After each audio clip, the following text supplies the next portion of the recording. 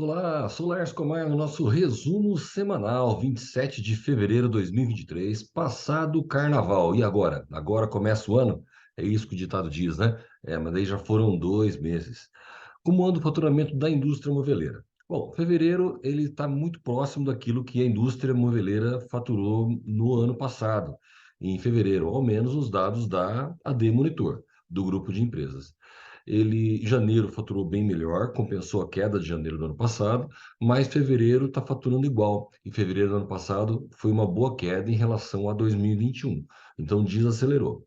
Está virando o mês com uma boa carteira de pedido, as indústrias estão com uma boa carteira de pedido, então talvez nesses últimos dias úteis aí consiga mudar esse panorama. Começa em março, de forma geral, as indústrias com uma carteira de pedido razoável. Uma coisa que vem afetando, sempre é um grande transtorno, um trauma para a indústria moveleira, é o repasse de preços. A parte de painéis, de chapas, há um repasse que está sendo feito esse ano e isso pesou bastante na hora de negociar com os lojistas. Vamos ver como isso influenciou.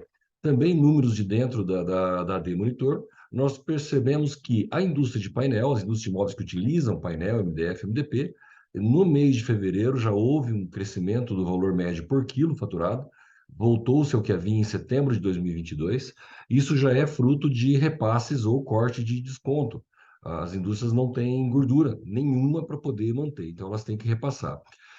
No caso da espuma, ela manteve em fevereiro o mesmo valor de janeiro, então, pessoal de estofado, de colchões, que é um pouquinho superior também àquilo que eu via em setembro de 2022. Nós percebemos que, de forma geral, houve uma queda de abril do ano passado até setembro, de lá para cá isso vem se mantendo. No caso, a espuma ela se manteve, no caso do metal, ele ainda está um pouquinho abaixo.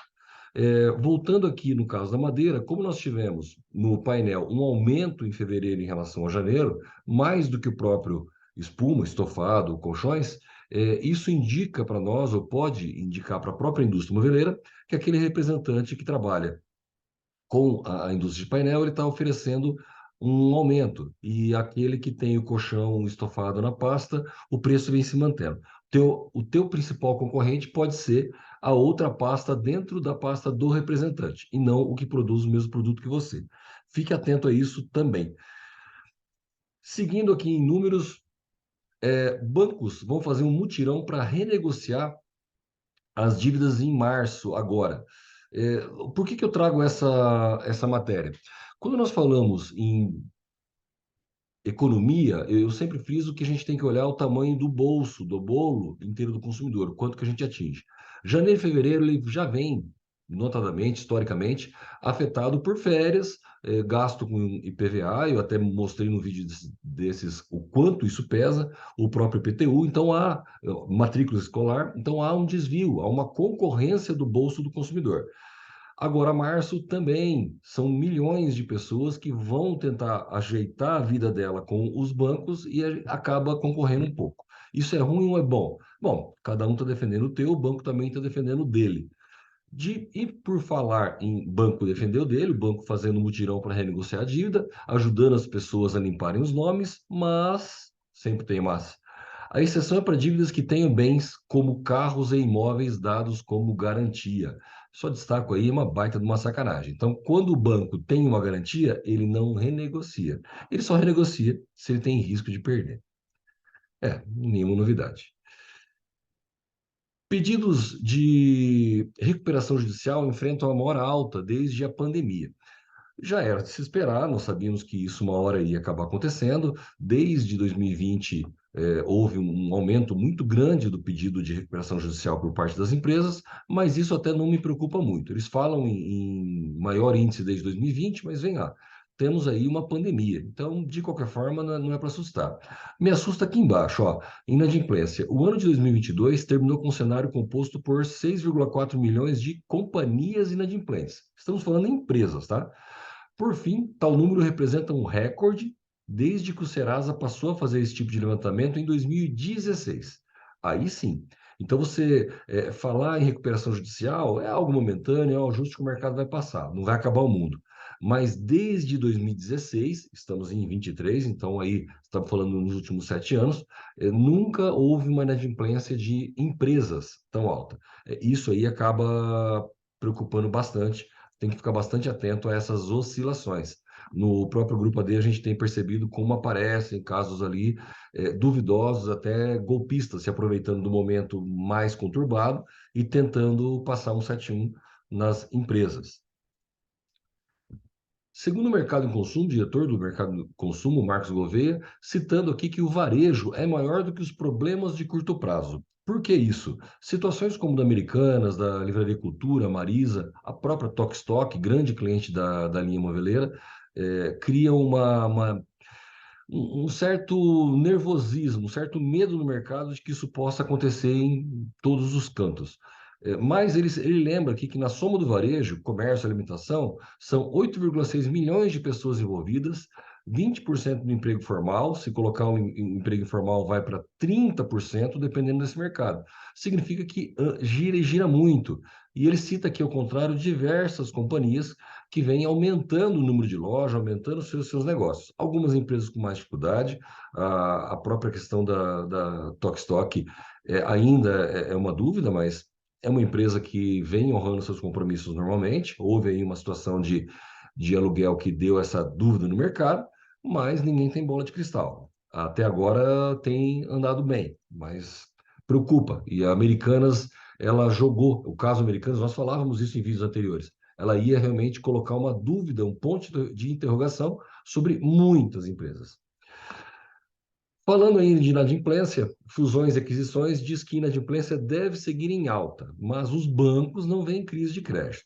Significa que, distante dos períodos mais críticos das últimas décadas, não mostram sinais de uma crise de mercado. Isso significa que eles acham que há sim uma piora da inadimplência. Então, nós podemos ter aí de 4,2 para 4,7 o percentual de inadimplência na carteira de chamado crédito livre. Puxa, mas é um aumento razoável, 4,2 para 4,7. Mas a matéria é muito feliz porque ela cita aqui embaixo, na crise financeira de 2008, chegou a 7,2. Inadimplência de pessoa física, que estava em 3,85, ficou abaixo dos 5,5 de 2011. Então é interessante porque imagina-se que está subindo, vai subir. Nossa, vamos entrar em desespero. Não, já esteve muito pior que isso e deve subir para um patamar menor. Significa um momento de cuidado, um momento de boas análises na hora de liberação, mas nada que comprometa a economia, a saúde do mercado como um todo. Uma dificuldade, mas vai passar. E como fica lá fora? Tudo depende de como está a renda e o emprego. Os Estados Unidos, eu cito sempre porque eles estão um pouco à frente, no sentido, começou a crise lá, a pandemia lá, eles têm uma economia que responde muito rapidamente, então a gente consegue imaginar como a coisa anda.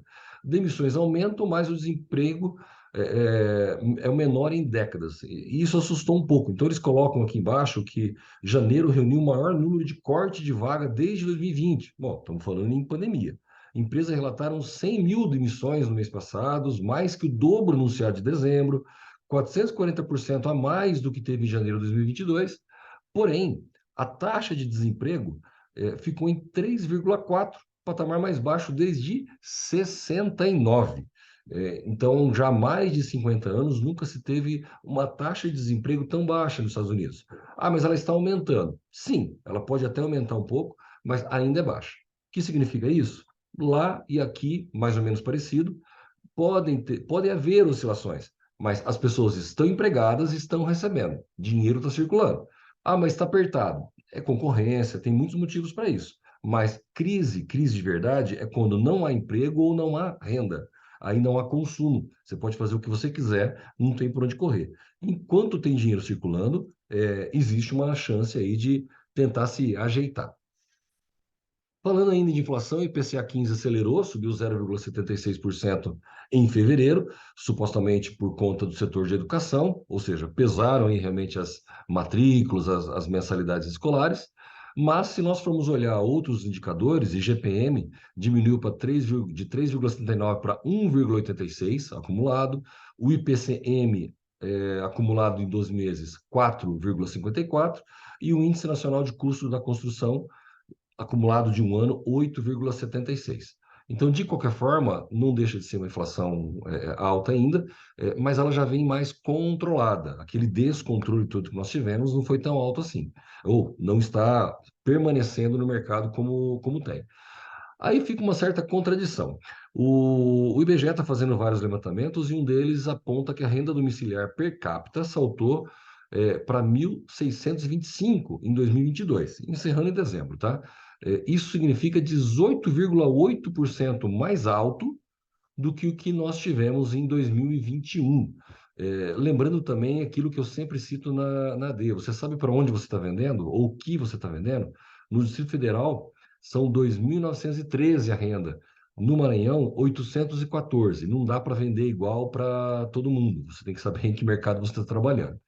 Mas o que chama atenção é isso. Se ano passado aumentou a renda do brasileiro, a renda per capita, em 18,8%, vamos arredondar 20%, e estamos falando em inflação ali de 8%, então significa que o brasileiro está ganhando muito mais, está sobrando dinheiro e está consumindo mais. Então por que a gente fala em crise e medo de crise? Aí tem situações, tem informações que a gente não consegue ter resposta. Você ainda não está inscrito no canal? Se inscreva, compartilhe com os amigos. Vamos aumentar o nosso grupo, a nossa rede. O mercado, agora, vamos ver então se começa após o carnaval como prometido. Na semana que vem eu trago mais informações para todos. Muito obrigado.